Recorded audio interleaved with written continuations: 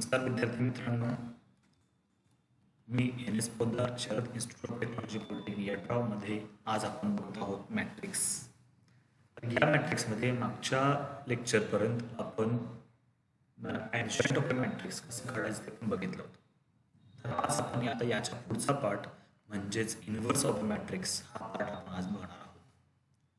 तर आपली प्रॅक्टिस ही रेग्युलर चालूच आहे. त्याचाच वापर करून आता आपल्याला पुढचे एक्झाम्पल्स बघायचे आहेत. हे बघत असताना आता बऱ्याचशा एक्झाम्पल्सच्या ज्या काही स्टेप्स आहेत त्या फास्टली या ठिकाणी आपण होणार आहेत. तर पहिली गोष्ट आपण आता जो नवीन पार्ट बघणार आहे तर त्यासाठी लागणाऱ्या गोष्टी या पद्धतीने आहेत. पहिलं स्क्वेअर मॅट्रिक्स म्हणजे तुमचं एक्झाम्पल हे स्क्वेअर मॅट्रिक्स असायला पाहिजे.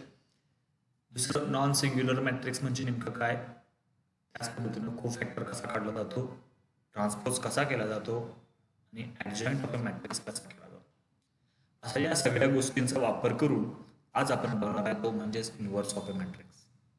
इन्व्हर्स ऑफ अ मॅट्रिक्स म्हटलं तर पहिल्यांदा आपण बघूया त्याची डेफिनेशन. इन्व्हर्स ऑफ अ मॅट्रिक्सची डेफिनेशन या पद्धतीने आहे.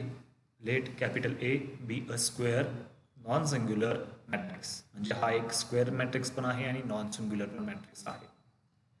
If there exist a square non singular matrix B, अशाच पद्धतीचा एक मॅट्रिक्स जर बी तयार होत असेल की ज्या ठिकाणी such that A B is equal to I, म्हणजेच काय की ए या मॅट्रायसिसचा बी या मॅट्रायसिसशी जर गुणाकार घेतला तर आपल्याला आयडेंटिटी मॅट्रिक्स मिळेल.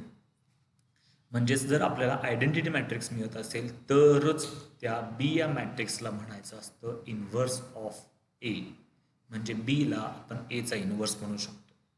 आणि बीला जर एचा इन्व्हर्स म्हणायचं असेल तर त्याचं नोटेशन पण आहे विच इज डिनोटेड बाय किंवा it is denoted by A raise to -1 म्हणजेच ए इन्व्हर्स. तर यालाच म्हटलं जातं इन्व्हर्स ऑफ ए मॅट्रिक्स. तर या ठिकाणी आपण या जो इन्व्हर्स आहे त्याच्या स्टेप्स कशा आहेत, तो कसे सोडवायचे, त्याच्या ज्या स्टेप्स आहेत त्या आपण या ठिकाणी बघूया. पहिली step calculate determinant of A. आता डिटर्मिनंट ऑफ ए म्हणजेच त्या मॅट्रिक्सचं कन्व्हर्शन आपण डिटर्मिनंट मध्ये करतोय आणि त्या डिटर्मिनंटची व्हॅल्यू डिफाईन करतो. दुसरं म्हणजेच फाइंड द को फॅक्टर ऑफ ए. आपण मागच्या जे लेक्चर्समध्ये मायनॉर काढलं होते, को फॅक्टर काढला होता.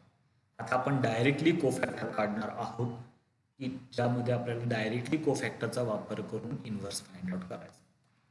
तिसरा पॉईंट म्हणजेच ॲडजॉइंट ऑफ मॅट्रिक्स, म्हणजेच आपल्याला आपण मागच्या लेक्चरमध्ये आपण मोठ्या एका मॅट्रिक्समध्ये ॲडजॉइंट कसा काढायचा ते बघितलं होतं. त्याच पद्धतीनं तुम्हाला या ठिकाणी ॲडजॉइंट फाइंड आउट करायचं. आणि लास्टला आपल्याला ए इन्व्हर्स म्हणजे इन्व्हर्स फाइंड आउट करण्याचा फॉर्म्युला यूज करायचा आहे. तो फॉर्म्युला आहे A inverse is equal to 1 upon determinant of A into adjoint of B. बघा, ए इन्व्हर्स काढायचा असेल तर तुम्हाला डिटर्मिनंट ऑफ ए काढावं लागेल, को फॅक्टर काढावं लागेल, त्याचा ट्रान्सपोज करून ॲडजॉइंट काढावं लागेल आणि त्याच्यानंतर तुम्ही ए इन्व्हर्स फाइंड आउट करू शकता. ए इन्व्हर्स फाइंड आउट करत असताना फॉर्म्युला वापरायचा 1 upon determinant of A into adjoint of A. आता याचा वापर करून आपण एक्झाम्पल कसं सोडवायचं ते बघू.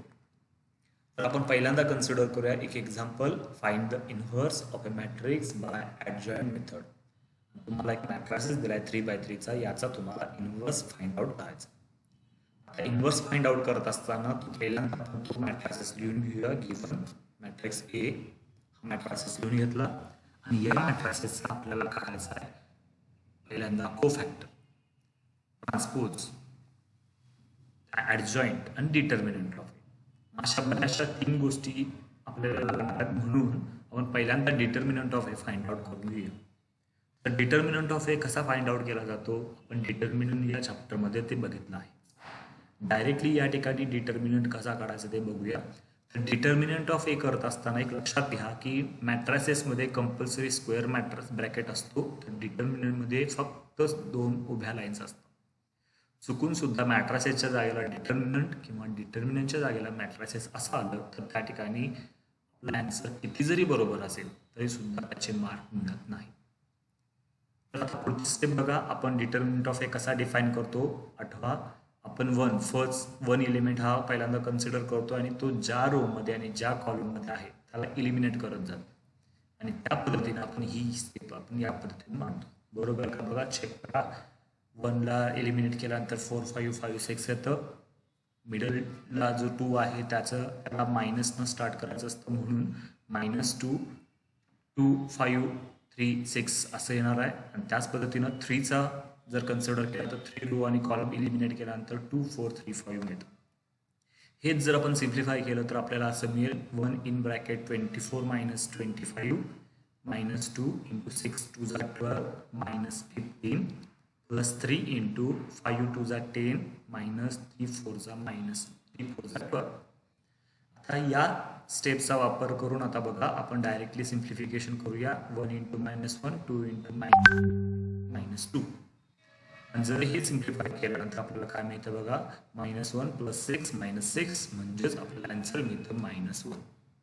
आता जर डिटर्मिनंट ऑफ एची व्हॅल्यू जर -1 असेल आणि ती नॉट इक्वल टू 0 असेल तर त्यावेळी त्याला म्हणतो आपण नॉन सिंग्युलर मॅट्रिक्स. आणि डेफिनेशननुसार जर नॉन सिंग्युलर मॅट्रिक्स असेल तर त्यावेळी तिथं इन्व्हर्स एक्झिस्ट होतो, म्हणजे आपण इन्व्हर्स फाइंड आउट करू शकतो. मग आता आपण पुढच्या स्टेपला जाऊया, तो म्हणजेच कोफॅक्टर. या डिटर्मिनंट ऑफ एची व्हॅल्यू आपल्याला पुढे लागणार आहे म्हणून त्याला मी रेखांकित केलं. पुढे जाऊया. सिम्प्लिफिकेशनसाठी आपण काय करूया, एक्झाम्पल या साईडला एका ठिकाणी लिहून घेतलंय. आता बघा आपण कोफॅक्टर कसा डिफाईन करतो. बरोबर आहे का, चेकआउट करा. प्रत्येक एलिमेंटचा कोफॅक्टर काढलेला आहे. तो एलिमेंट ज्या रोमध्ये आहे ज्या कॉलममध्ये आहे त्याला आपण एलिमिनेट करतो. राहिलेले जे 4 नंबर्स आहेत ते 4ही नंबर्स आपण एका 2x2च्या डिटर्मिनंटमध्ये लिहून घेतो आणि 4 पोझिशनच्या ठिकाणीच फक्त आपण काय करतोय, मायनस साईन देतो. लक्षात घ्या कुठे कुठे 4 पोझिशन. पहिल्या रो मध्ये सेकंड रो मध्ये फर्स्ट आणि थर्ड, आणि थर्ड रो मध्ये सेकंड. म्हणजेच या पद्धतीने एक पतंग आकृती या ठिकाणी तयार होते. या 4 ठिकाणचेच फक्त डिटर्मिनंटला मायनस तुम्हाला द्यायचा आहे. लक्षात येतंय. आता हे सिम्प्लिफिकेशन केल्यानंतर काय येतं बघा, हे सिम्प्लिफिकेशन या पद्धतीनं आपण करून घेतलं बघा. बरोबर आहे का, 24 वजा 25 मायनस बाहेर ठेवलंय, 6 12 वजा 15 10 वजा 12, त्यानंतर मायनस बाहेर ठेवलंय, 3 2 6 वजा 15. त्याच पद्धतीनं 6 1 6 वजा 9 5 वजा 6.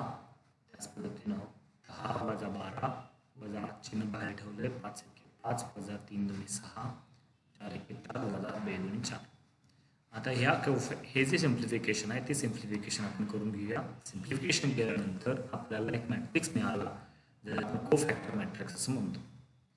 या कोफॅक्टर मॅट्रिक्सचं आपण काय करायचं आहे, ॲडजॉइंटमध्ये रूपांतर करायचं आहे. त्याचा फॉर्म्युला काय आहे, adjoint of A is equal to transpose of cofactor of A. म्हणजेच adjoint of A is equal to आत्ता आलेल्या मॅट्रिक्सचा ट्रान्सपोज.